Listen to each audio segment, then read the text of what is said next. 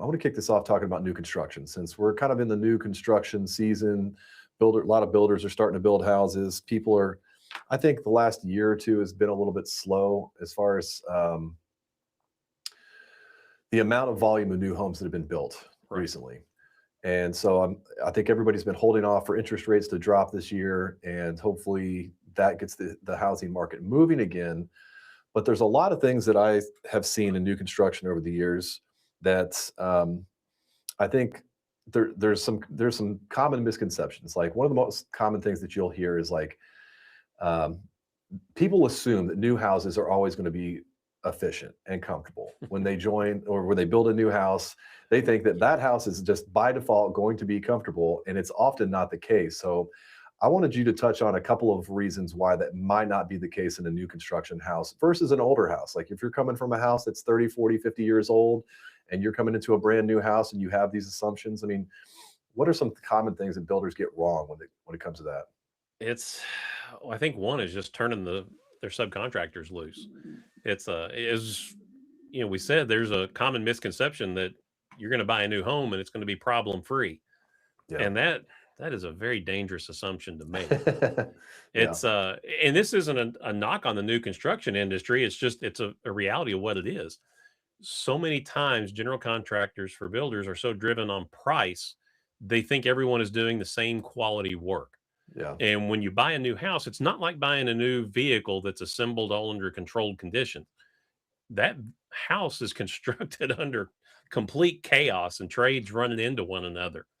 Yeah. So it's a sad statement that most new residential buildings, even commercial buildings, are driven off the lowest price.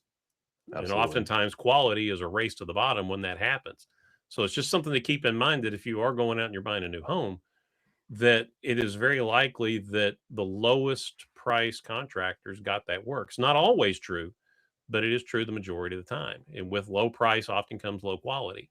So unless that work has been tested or verified, which is what both of us have done in previous lives, you don't know what you're getting. Yeah. So probably the most important step in new construction that I was involved with is the pre-drywall inspection. Yeah. And so at that point, so I worked as a home energy rater for many years. And one of the things that we do, one of the most important steps that we do is in a home energy rating is the pre-drywall inspection, where we go through a list of things to inspect as far as the insulation, the air sealing, the framing, the ductwork, ventilation, and all this kind of stuff. And we are the last ones to go in before the drywall gets hung. So this is really important because if you don't find the problem before drywall goes up, it's going to be infinitely more expensive to fix that Oh, problem yeah. later on down the road after the house is finished. So I want to talk about some of the most common things that you and I have seen pre-drywall that can be fixed, that can make homes more comfortable, more healthy, more efficient, before it becomes a bigger issue down the road. So what are a couple things that come to mind for you? The number one for that pre-drywall inspection was thermal bypasses. Yeah. Fancy way of ways that air can leak around unintended spots. I think those thermal bypasses were the big one.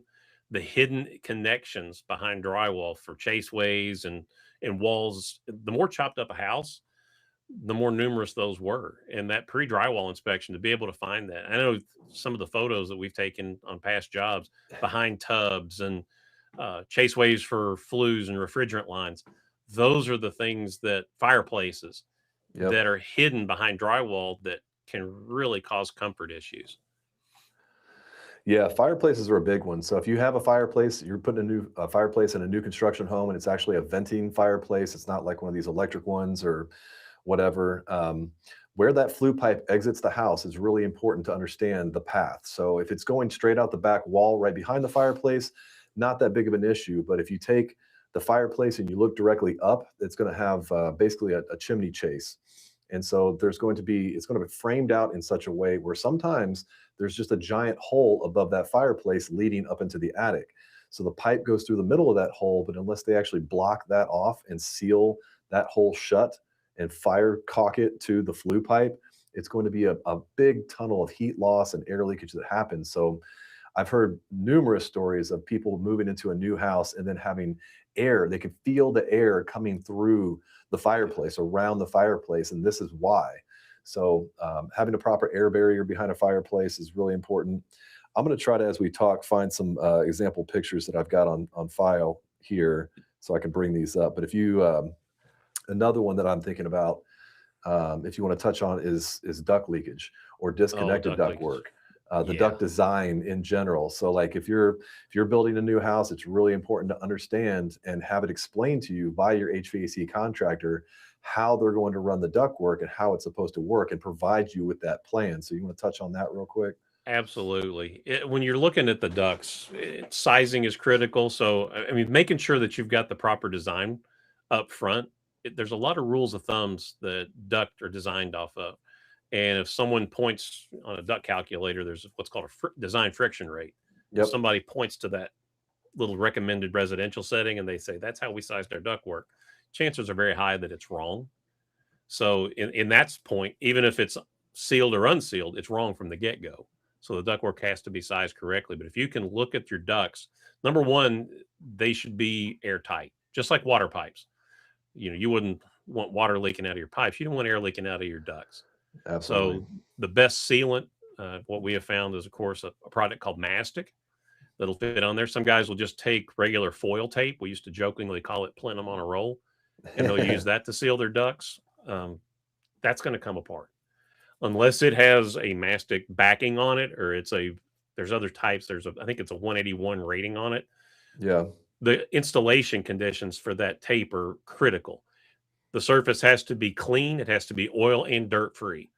And that is really hard to do in field conditions. So you got to pay So very close attention to that. And also how the boots are installed. That's another situation where after drywall, that needs to have a nice, there you go. yep, here it goes. If that's really just rigid and hard to get around, it's going to be very hard after the fact for the contractor to go in and do that sealing that you're showing with the green thumbs up. Yeah. That is really hard. So the straighter those boots are, the better, the more rigid of a surface that's been installed before drywall, the better off you are. There's a great photo there of that installation. And for anyone that's watching this that might be an HVAC contractor, you may be going, "Why should I care about these chaseways?" Well, you're going to get the blame for it if you do it wrong, and Yeah. because no homeowner is ever going to go and say, "Hey, I'm uncomfortable." It's because I've got a thermal bypass from a fireplace chase. Nor does They're the never going to homeowner say know that. what a thermal bypass is in the first place. They never Yeah, even so, I heard mean, that term. it's a hole. Yeah. And that's what I say. It's one of those holes that heat can bypass and cause heat transfer inside of a wall. It's basically an unintended hole that's hidden, and that's where I think that bypass examination that you're doing with a pre-drywall inspection is so valuable. I Yeah. remember one years ago where we got bitten by it. The system that we put in, we sold it to be tested, air balanced. It was in a custom new home. And after the homeowner's in, first, I guess you could say probably the first moderately cold day, she calls and she says, "My bathroom's uncomfortable." And we're like, "Oh, okay, there's got to be something crazy going on here." We go out, we do our airflow measurements, our temperature measurements. We have the amount of heating going into that space that was required. So we knew then that there was something else going on. We started doing an inspection. It was a crawl space. As we look underneath the tub, they had put a jacuzzi tub in, so there has to be an access panel. The Yep. plumbers had used a 14 by 14 return air grill, which is not a solid piece of metal. Right. We looked down and it looks like someone had taken a chainsaw and cut around the drain pipe for the tub. The plumbing, yeah. And then right to the bottom of that is a crawl space vent, which was wide open. So you Yeah. had a path directly connected to the outdoors, and it was any heating in that space was just being sucked right out, basically. Yep. So not Yeah. our fault, but we had to deal with it. But you're the HVAC contractor, so you're the one that's going to fix it. Correct. We Yeah. had to So understand that. And that's one thing I think your course does such an incredible job of pointing out it's those connections. yeah. So if anybody's watching this and they are interested in making their home more comfortable, healthy, energy efficient, I have an online course you can check out at myhomecomfortadvisor.com. It's only $99. It's over 4 hours worth of video. It covers everything from house types, insulation, air sealing, HVAC, best bang for your buck stuff. So a lot of good information in there. And if you're an HVAC contractor and you want to level up your game, David is the vice president of training at the National Comfort Institute. And David, you want to tell them how they can find you and get involved with the National Comfort Institute? Absolutely. You can do a quick search on nationalcomfortinstitute.com, and we offer training specialized to the HVAC industry to make sure that your systems actually work. And that if you were to run into a problem like the one I just mentioned, you know how to deal with it. It's Yeah. the duct leakage is one side, but another issue that you mentioned, Eric, that you could find pre-drywall, flexible duct is used across the country. And flexible duct is probably one of the best things and the worst things that ever happened to the HVAC industry. It's the best because, you only have two connection points. And if it's installed correctly, it's a fantastic product. However, it's very easy to abuse it. One of the It's things to installed look like for, that. things like that. Airflow does not like to take sharp turns. Think of it as cars driving down an interstate. Yep. Airflow is measured in cubic feet per minute, boxes of airflow, and it has to be able to get from your HVAC equipment out those boot openings that Eric showed earlier. Yep. And if you've got places like this where it's leaking, air's lazy. It'll take the path of least resistance. So think of this as exit ramps where cars are getting off. This is where airflow is getting off before Yep. it's making it to its intended destination. Yeah, so this picture right here, this is from an attic, a system that's up in an attic, and they didn't bother to seal the return side of the ductwork to the furnace cabinet. So this is called a metal collar, Mhm. and that should be sealed, like David said earlier, with duct mastic or with silicone caulk at minimum around that collar to prevent the nasty, hot, humid attic air from being drawn into the house. But then the other thing, you'll see stuff like this. So this is really common. This is another Oh, yeah. return duct, and this is what's called a panned-in return, where they're using a piece of sheet metal and covering ceiling joists in a house. You see this all the time in production-built houses. These builders that build hundreds and hundreds of thousands of houses every year, the cheapest way to construct a duct system is by using wall cavities and sometimes ceiling and floor cavities as part of the ductwork. But you've got to seal it. It's allowed in some parts of the country. It's not allowed in other parts of the country, but and then the other thing you'll find every once in a while is duct tape. You'll have, HVAC contractors should know this, that duct tape is not for duct work, but we still see it on duct systems. But this duct tape didn't even seal the gap between the collar and the trunk line there. So these are some common issues. But yeah, the fireplace issue that I was talking about a little bit ago, I had a couple of examples I wanted to show real quick. But this is a good example. So Oh, that's great. this picture is actually from the Building America Solution Center, and I really like this website. If you just Google Building America Solution Center, and then you can go into their search term and put in any type of like building assembly or ductwork or whatever, different styles of houses, and it'll come up with training documents as well as like good and bad examples of what to do for these things. So this is behind a fireplace, and this is where I was saying if the vent goes straight out the back wall of the fireplace, it's the easiest thing to seal properly. But this is where the flue pipe goes out. You have a piece of sheet metal that's a collar around it, and all that red is fire rated caulk, and that's what needs to happen. Yeah. But a lot of times, this is what happens if the pipes go up through the ceiling above. Maybe you have some OSB that's on there, maybe you don't. And if you don't, you just have a big hole at the top of that cavity that allows air to leak in and out. So this is a good example of a production built house. I believe this was several years ago. This might have been a Dominion home that's no longer in existence anymore, but at least they covered the top of this corner chase here with sheet metal. And then the thing that they didn't do was seal that sheet metal to the surrounding framing and to the flue pipe. So simple things that could be done to make the house more comfortable, keep dust out of your house and stuff like that.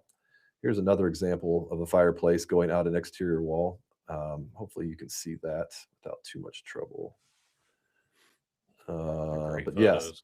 yeah, so this one's it's blocked at the top. I think there's a second floor above there, but just goes straight out the back wall. So, all right, there's that.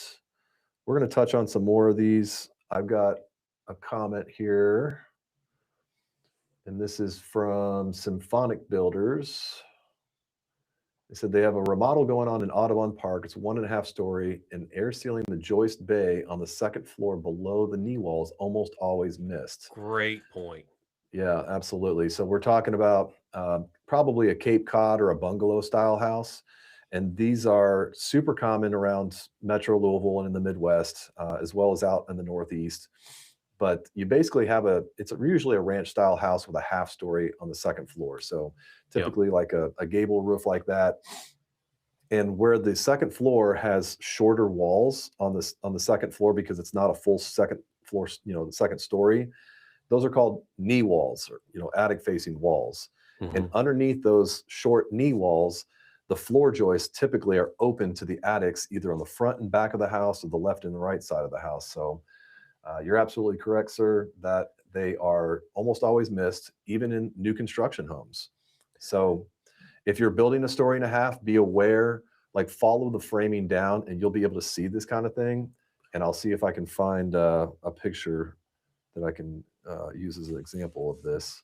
And just that knowledge that was shared, if there's a homeowner that's watching this and you're trying to find, who's a good builder, who's not, someone who understands those details, that's who you want to latch on to Yeah, for because they sure. understand that the building works as a system.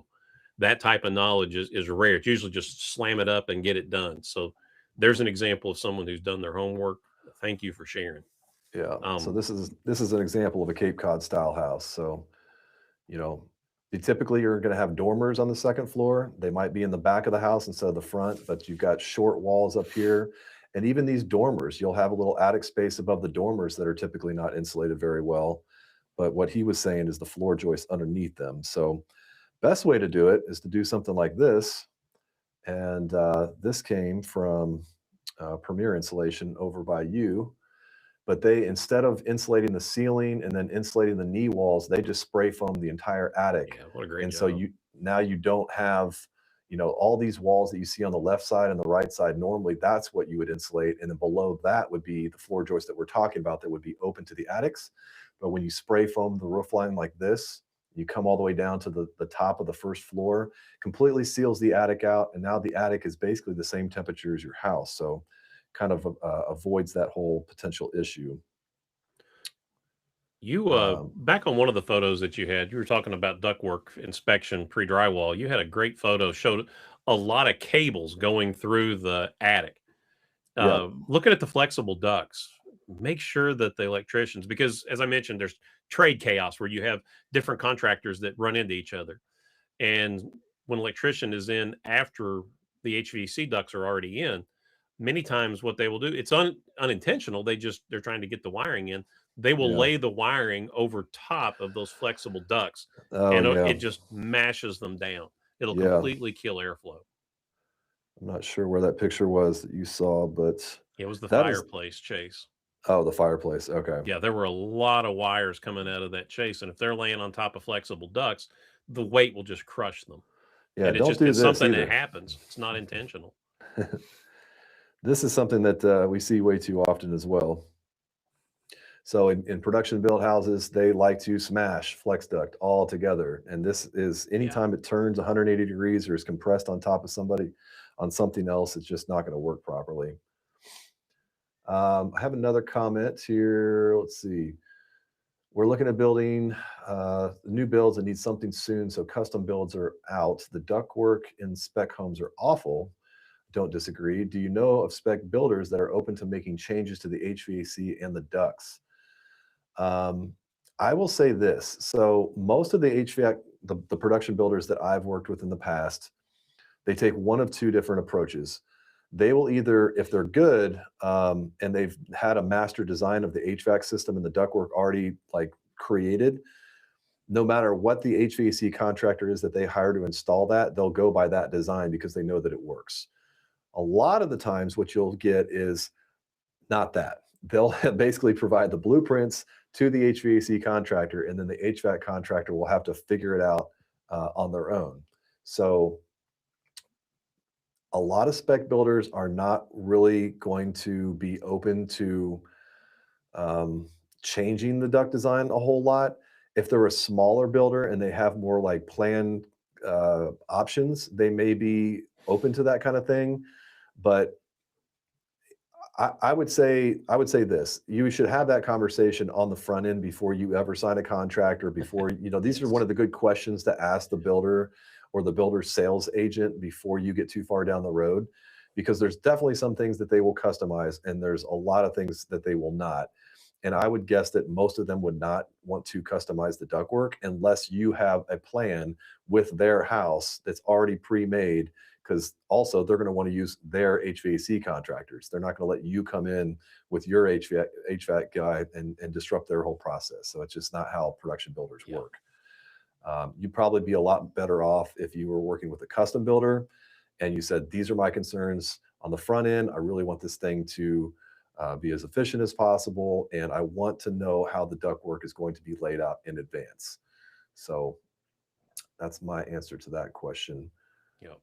Got another question here. What about vent fans? It's easy to seal around the edge between the fan and the drywall ceiling, but what about the housing itself? Do they make versions that are airtight?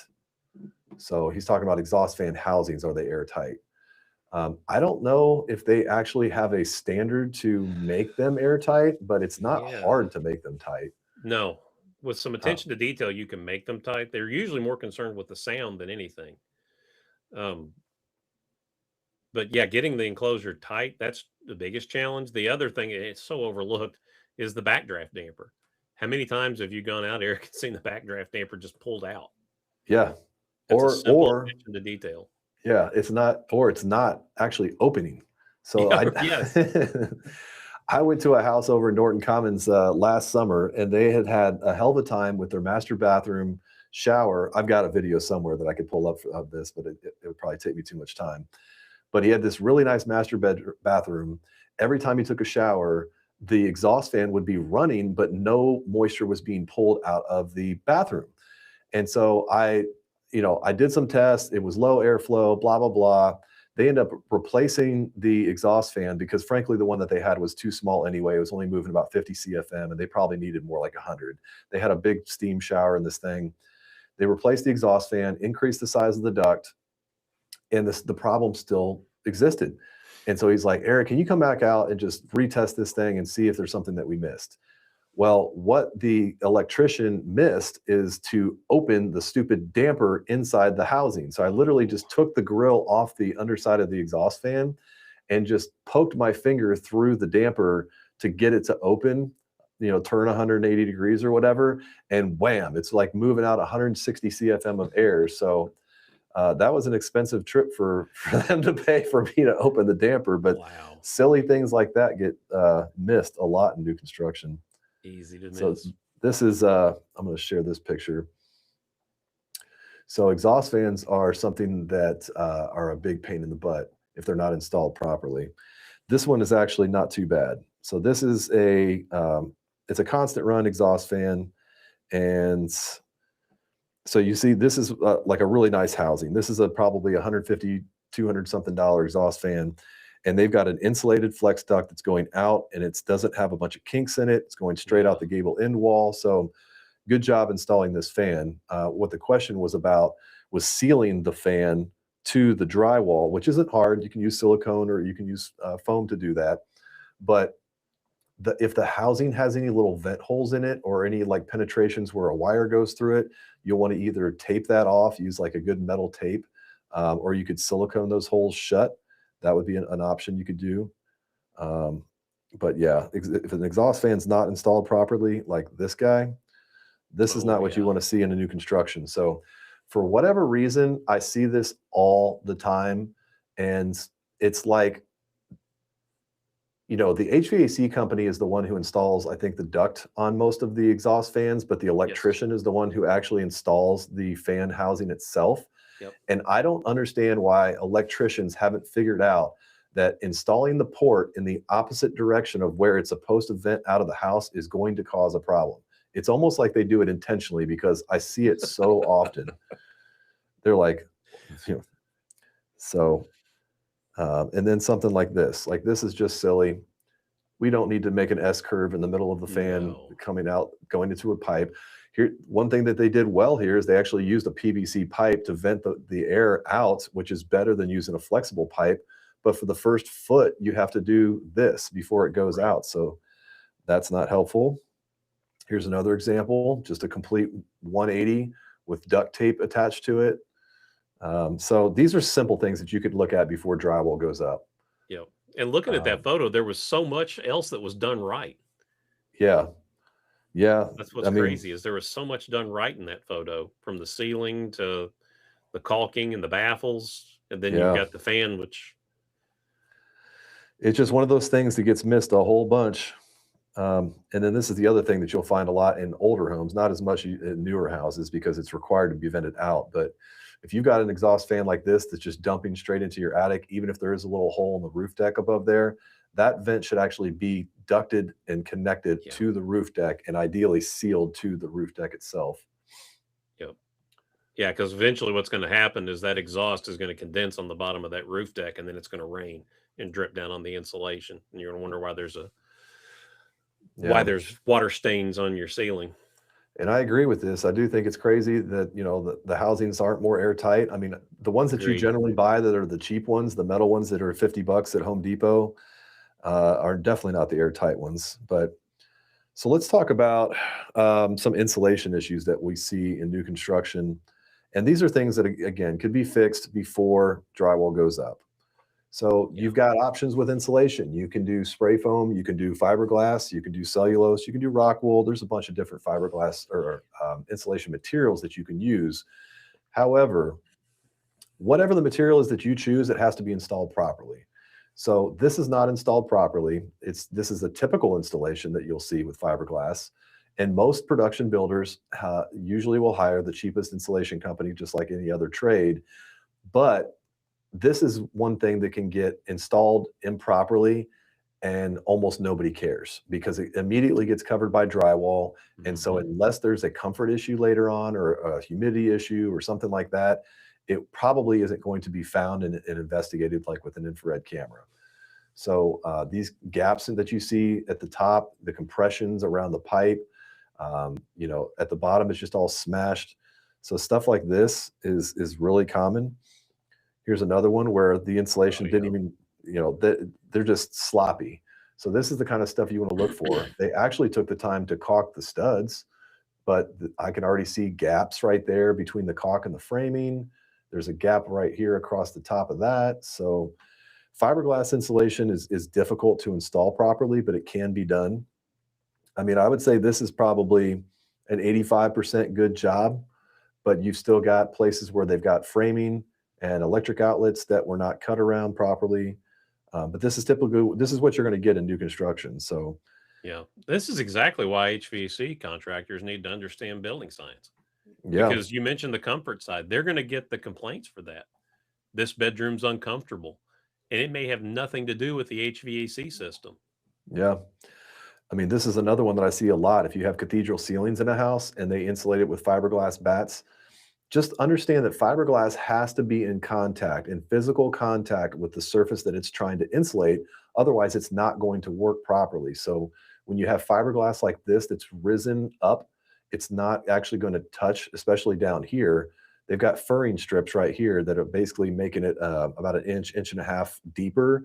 But the fiberglass is never going to be in direct contact with that drywall. So it's going to look super hot in the summertime. Yeah. Well, that goes And back to that thermal bypass concept we were talking about. Air will move in between that drywall and in the the face of craft the paper. fiberglass. Yeah, Yeah. it'll move right between it. And it acts as a heat exchanger. That air just swirls around there, transferring heat. Yep. So let me show you some thermal pictures of what we're talking about here. Let's try to find a cathedral ceiling picture real quick. Um, so here you Those go. picture in picture scans are so revealing. Yeah. So here's one that got completely missed. So this was several years ago, but you can tell the only fiberglass in this cathedral ceiling is right here. So where the purple is, that indicates that there's insulation behind it, but this yellow, all this stuff right here, completely missed. And the only way that you can really insulate that now, I mean, you can go from above and try to run a hose down and fill it from the top down or fill it from the bottom up, but you'd have to have some kind of a block at the bottom if you're going to fill it from the top, or vice versa. Otherwise, the insulation would just blow straight out. Or you drop the drywall and you spray foam it or put in whatever insulation you want, put it back. But these are costly mistakes. And frankly, with big builders, the last thing that they want to do is hold up drywall, because they know as soon as drywall goes up, then the whole rest of the interior finish can happen. So usually builders, they're struggling to get through the mechanicals, the inspections for mechanicals. And then once they get through that, they're like, insulation, go.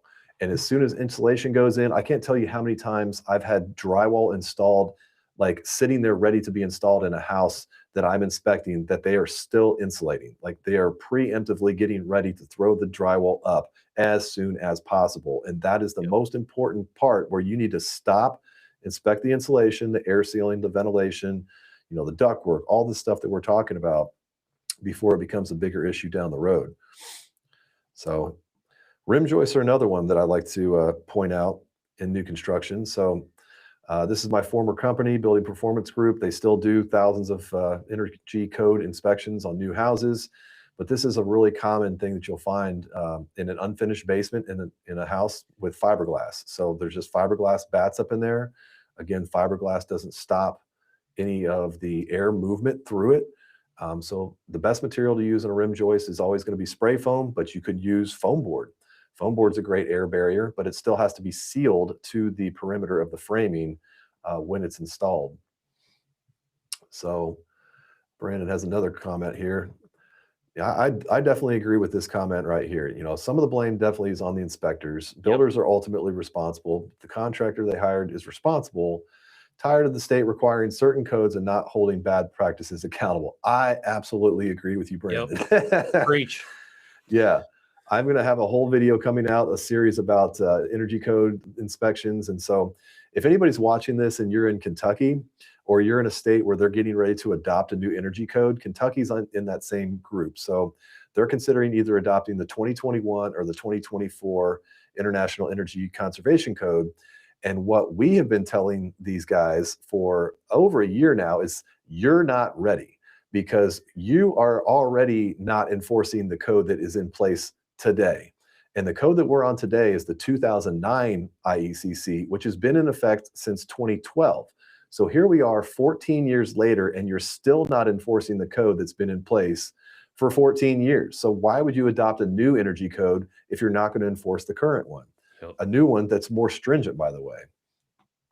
So definitely more to come on that. I can talk about energy code stuff all day, and if we want to continue that conversation, I'm certainly happy to do so. But yeah, our jurisdiction has zero accountability for insulation. Rough building inspection happens prior to insulation and well after you'd be able to see it. Yeah. So let's see. I like the pre-drywall discussion. There's I know we talked a little bit about tubs. Any photos of properly sealed tub enclosures? Let me see if I can find. You want to see something that's a big one to look for. Those are such big, and the biggest holes are the ones that have the biggest impact. Let me see. Before drywall, they're the easiest to take care of. After drywall, an absolute nightmare. Yeah, so I'm not sure if I have one that's quick to find about the bathtubs. I know I've got so many freaking pictures I've taken over the years. One of them I will say is definitely attic hatches. So this is one that gets missed a lot in new houses. So it's kind of something that's forgotten about. So when you build a new house, and this is an older house, but if they're going to put the attic access inside the house, first of all, if there's a way to put it not inside the house, like in a garage, and still have access to the rest of the attic, do that. But if it has to be inside the house, it needs to be weather stripped and insulated. So this is the top side of the trim right here. Ooh, that's real close. That didn't need to be that close. But the top side of the trim right here should have some peel and stick weather stripping going across the top of that trim. And then the drywall that sits down on top of it should be insulated. And I like to see this kind of thing. So this is the best way I prefer to do it. Take 3 or 4 layers of foam board and glue them together to sit on the back of that drywall. and then make sure that there's weather stripping going around that drywall as well, or on top of the trim, either way. But and there's your peel and stick weather stripping right there. And I'll put some links to these products in the comments as well. So after the fact, if you want to come back and check this stuff out. But What about pull down stairwells, Eric? I know pull there's downstairs. Yes, I've products definitely like got. Attic Tent, Attic Guardian that can Yep. make it a lot easier, because those can be, I know, a challenge. Yeah. So I know I've got a picture of that.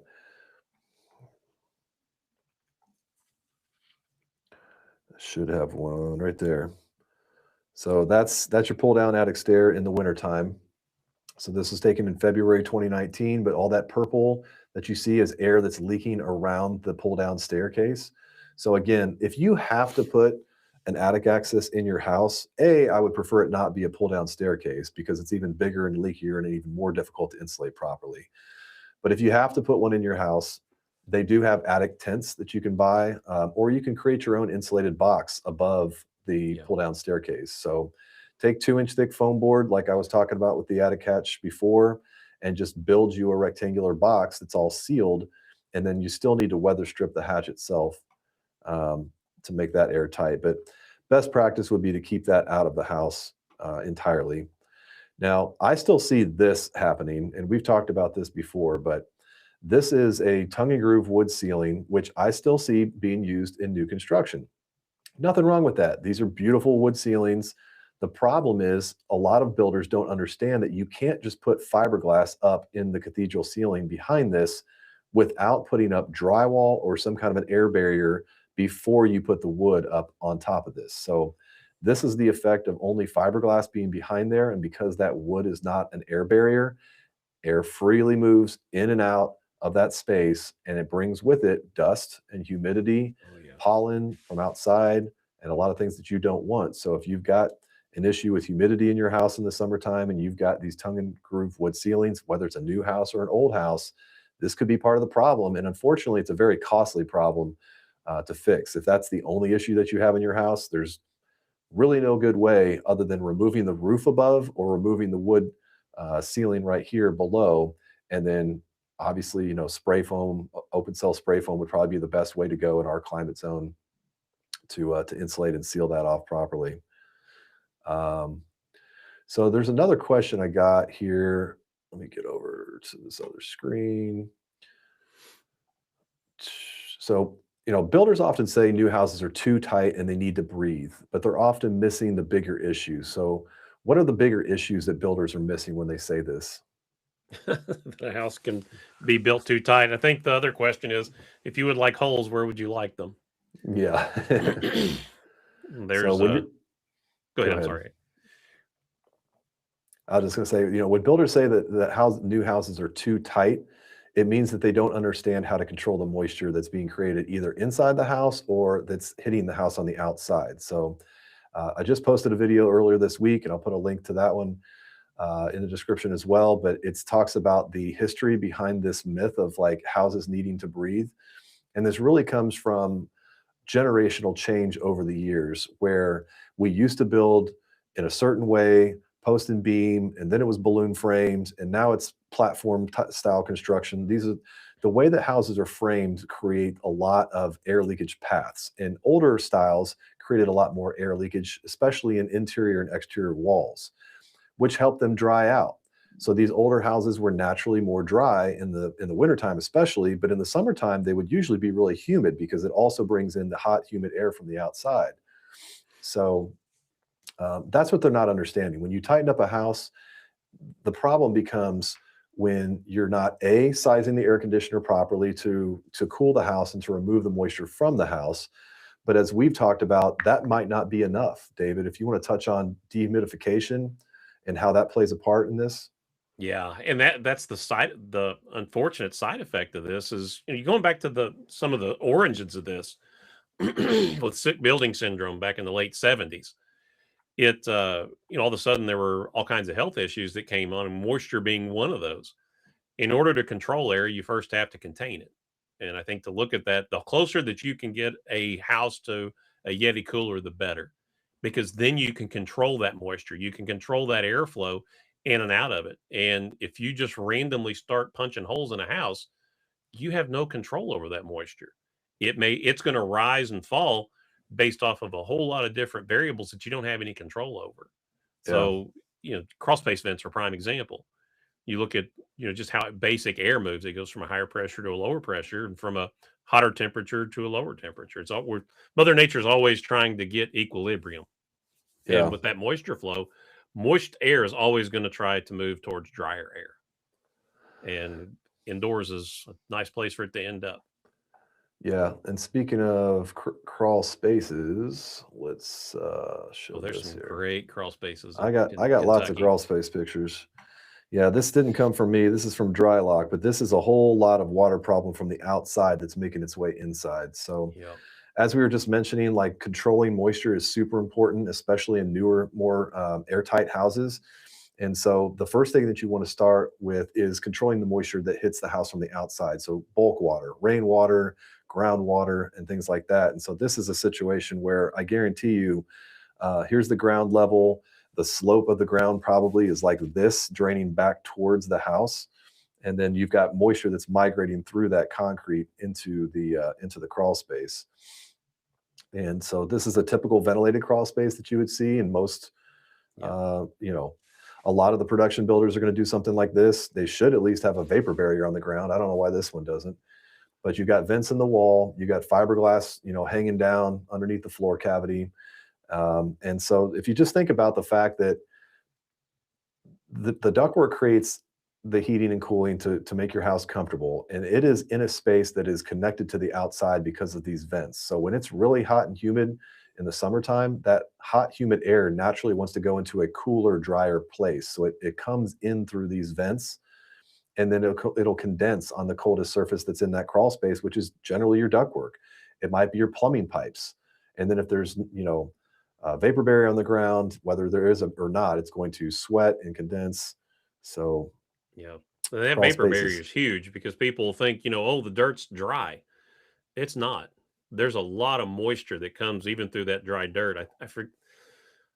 I want to say it was Bill Rose's book, Water in Buildings, that gives the actual math and the calculations for how much moisture can come through dry, quote unquote, dry dirt. And it Yeah, was astounding how high it was. yeah, for sure. So this is kind of the other way that you would go with it, either foam board on the foundation walls, or preferably like a closed cell spray foam if you're going to use spray foam, and then a vapor barrier that's sealed to the foam board or to the walls one way or the other. One thing I don't see in this picture is why isn't there insulation up in the rim joists? Mm-hmm. Went up and stopped. Yeah, something got missed there. But yeah, crawl spaces. Generally, I don't recommend use crawl spaces in new construction. But if you have to, make sure that it's a conditioned crawl space. To me, it's really a crime if you build a new house with a ventilated crawl space in 2026. It just doesn't make any sense to me at all. Yeah, especially Um, with the knowledge we've got now. Talk about going back to 1920 standards. right. So on this kind of topic of energy codes and new construction, a lot of new homes pass code, but they still have terrible airflow or comfort issues in there. So why is that? Because code only says that things have to be there. It doesn't say that they actually have to work. Yeah, That's kind of the problem, is the functionality side of it. And you've got multiple systems that are interacting with one another. It's a different level of verification and testing that you have to look at. It's one thing to have a house that's airtight, but then how well is the HVAC functioning? And then yeah, on the flip side of that, you could have a very well functioning HVAC system in a poorly constructed home. Those two systems have to work together. yeah. And I'll take it a step further. I mean, like Brandon was saying in the comments earlier, I'll bring this back up on the screen. Some of these inspectors are to blame as well, because frankly, they are not enforcing the code as it's written. So, if the builder, here's the problem. If you as a homeowner are going to build a new house and you're not aware of what the building codes are, and most of them are not, most homeowners are not, they don't understand what the code is. They're No. hiring a builder because that's their specialty. But if the builder is not being enforced the code by the inspector, then they don't think it's really part of the code. It's not something that they need to worry about.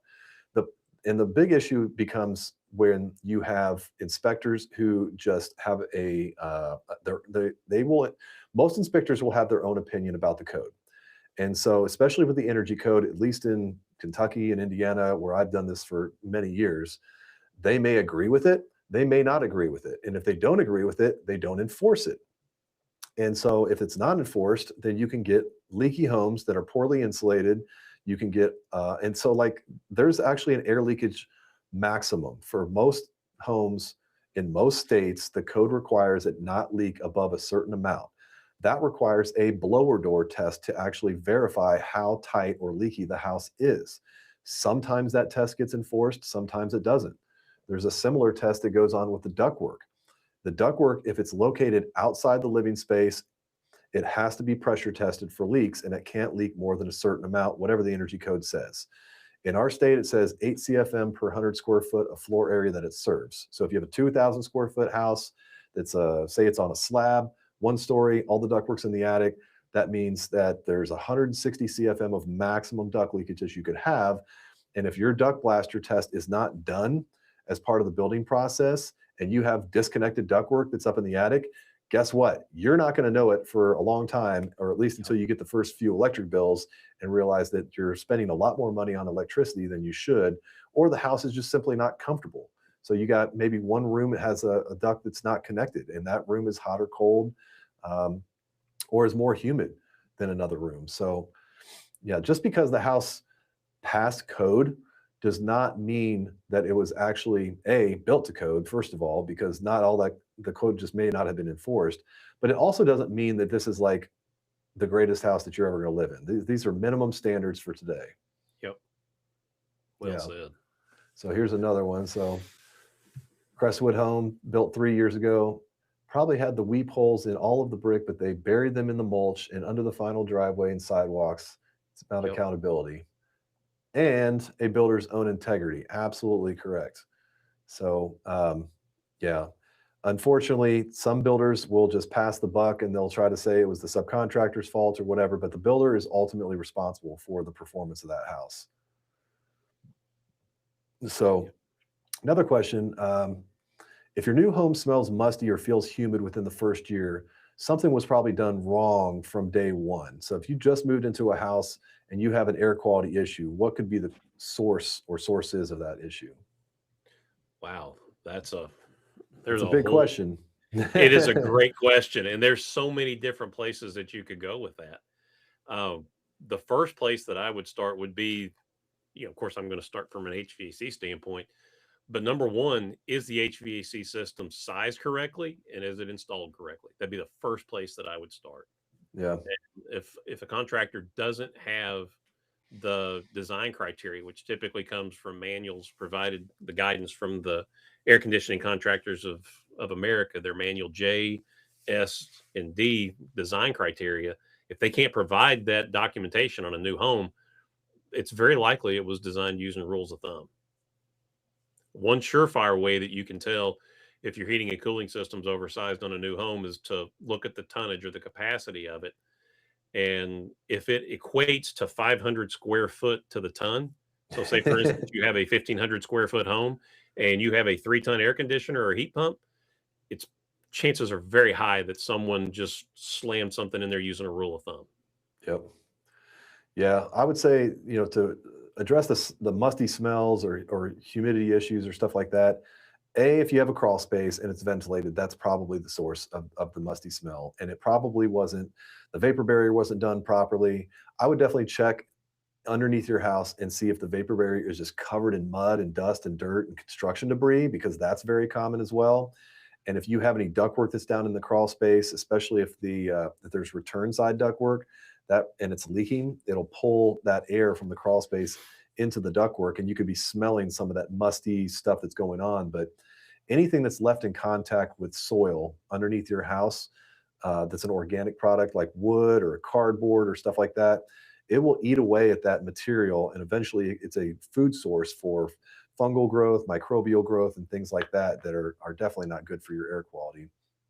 The other thing that I would say, which is really common in new construction, is drywall dust that gets caked up inside of duct systems and HVAC equipment. So one thing I would absolutely tell you is if you're building a new house, as soon as that ductwork goes in, go and seal off all the ductwork before drywall goes in, or any wood cutting or sanding or anything like that happens, because as soon as that happens, it gets in the air, that dust becomes airborne.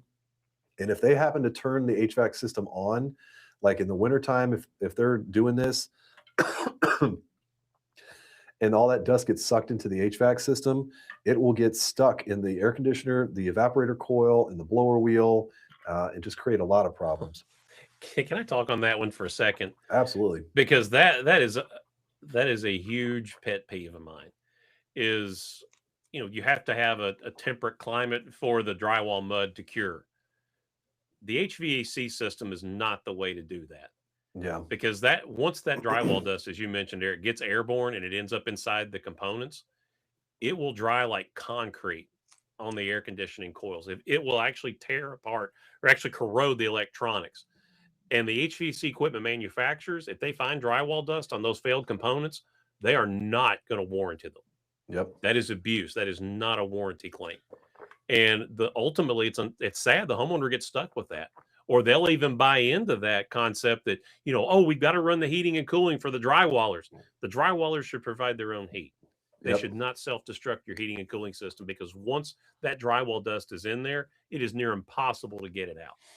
And what heat they should not provide is a salamander to heat the inside of the house in the No. wintertime, just dumping a ton of kerosene or whatever the fuel source is into your house. So Yep. don't allow portable gas heaters or whatever inside your house if it's under construction in the wintertime, if at all possible, without a lot of ventilation going on. But then it's just kind of counterproductive.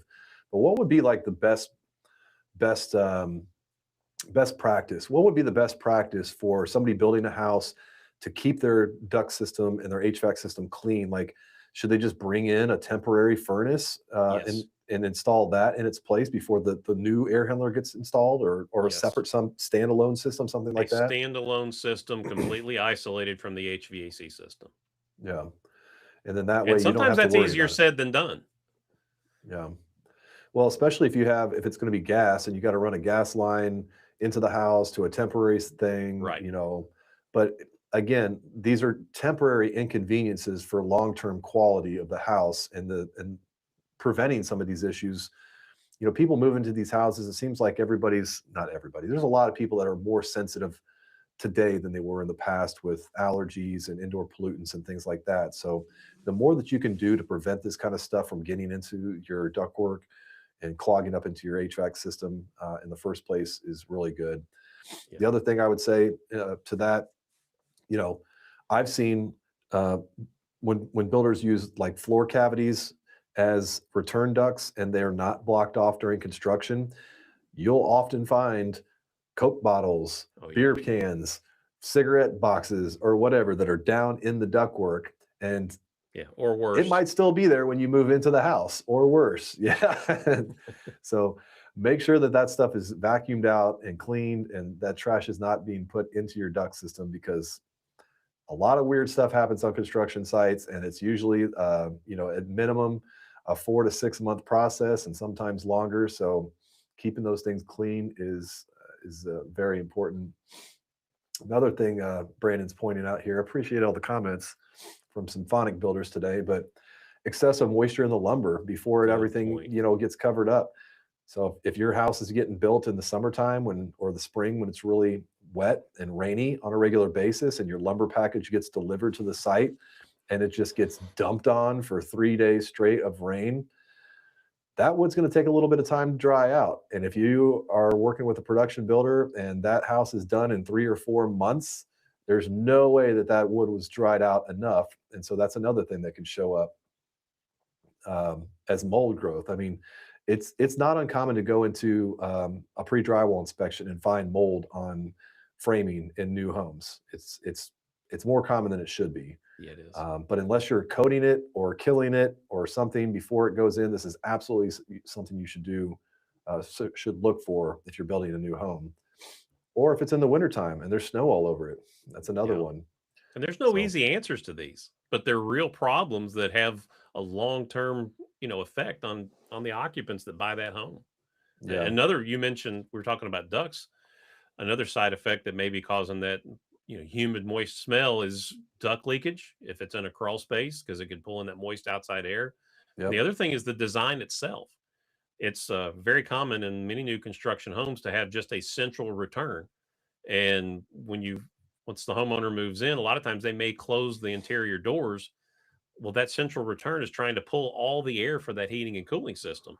And once you shut those doors, you're essentially closing off the airflow pathways for any air that's coming from that bedroom or that Yep. room back to that return. Well, the air's got to come from someplace. And a lot of times it'll pull it from outside sources, which drive up the moisture content in the air. Yeah. So if somebody's building a new house today and they're thinking about, you know, what type of HVAC system to put in the house, is there a series of questions, or what would you think are like the top things to think about before choosing maybe a heat pump or a gas furnace, dual fuel, or a geothermal system? What's the kind of order of operations you would go through when you're talking to somebody like that? First off, know what your budget is. Know what you want to invest. You may want the premium, but know how, number one, how much you want to invest in it. It's many times homeowners want to invest the most of their money in cabinets and things that can be seen. Nothing is more important to your health and safety than the HVAC system. So it's a place that you don't want to skimp. So number Yep. one, decide what you want to invest. Number two, make sure that it is designed correctly.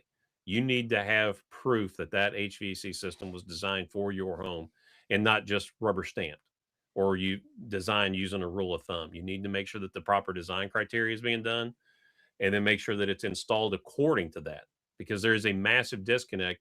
You may get the design done, but there's a huge gap between the design and actually getting the work done. And Right. this is why I'm such a proponent of testing the work to verify that it was done because you have multiple trades involved that are responsible for getting these systems put together and installed. It's a field assembled system. They all have to come together. And the only way that you'll know if that system is working is to have it commissioned once it's all been installed. So if a contractor is not going to do the design work and then verify the installation is being done correctly and that it actually does what they said it would do, that needs to throw up some red flags because you don't know what you're getting. It's going to be a guess. And what does it mean to commission an HVAC system? What you're doing is you're going through and performing a series of tests to make sure that that HVAC system does in your home what it was rated to do in a laboratory. What is often missed is that the HVAC equipment, it's assumed that it automatically performs at the ratings, like the yellow labels that are on the equipment, the Energy Star ratings. Yeah. It's automatically assumed that that HVAC equipment will perform like that in the field, and it's couldn't be farther from the truth. Yeah. That equipment was tested just like a car in a perfect environment. But once that equipment is taken out of the laboratory environment and put in your home, every variable has changed. And those variables have to be tested to ensure that you're getting as close to laboratory efficiency and ratings in your home as the manufacturer designed it for. And that is 100% dependent on how the HVAC contractor installs that system and designs it. Yeah. Well, this is, I mean, we could keep talking about new construction Oh, yeah. problems all day long. I usually teach a class at least once a year on new construction for the local home builders association. And I did a video recently that I'll put another link to that one, kind of the top things that builders miss usually. But if anybody's an HVAC contractor again, and you're interested in learning more about high performance HVAC, check out David Richardson at nationalcomfortinstitute.com. Or what is the website again? Sorry. NationalComfortInstitute.com. Okay, I thought it was right. Oh, And then if you're a homeowner, if you're a tradesman and you're wanting to learn more about building science and the fundamentals, then check out my course, myhomecomfortadvisor.com. And until then, we're going to do one of these live Q&As every month, usually in the middle of the month. And just subscribe to the channel. Make sure you get notified on the next one that comes out. And if you have any questions, you can either submit it to me in advance at homecomfortadvisors@gmail.com, or you can just pop in the chat when we're live and we'll answer them live for you. So I appreciate your time, David. These are always a lot of fun. And oh yeah. this one was no exception. So I'm looking forward to the next one. Thanks, Eric. We'll see you next month. All right. See you.